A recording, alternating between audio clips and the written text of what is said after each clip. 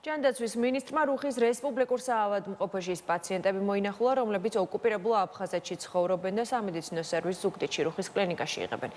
მინისტრი მათ ჯანმრთელობის მდგომარეობას გაეცნო და 8 მარტი მიულოცა. მიხეილ სარჯულაძის განცხადებით, რუხის რესპუბლიკური საავადმყოფო რეგიონში მცხოვრებ და ოკუპირებული ტერიტორიიდან გადმოსულ მოქალაქეებს სრულფასოვან სამედიცინო მომსახურებას უწევს.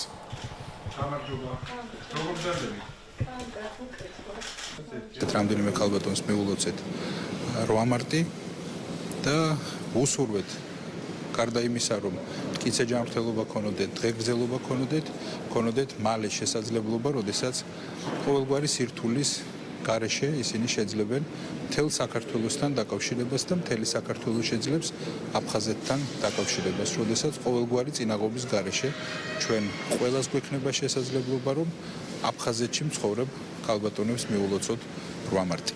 მე ვარ აფხაზეთიდან გავლიდან და ძალიან კმაყოფილი ვარ. ის 3 მარტს გადმომიყვანეს ღვიან ღამე. გზა იყო გადაკეტილი, მაგრამ მაინც გამიხსნეს და ისედ ოპერატიულად ჩამიტარდა ყველაფერი. აქ რო არ მოხვედი, ალბათ დღეს არ ვდგებოდი ცოცხალი.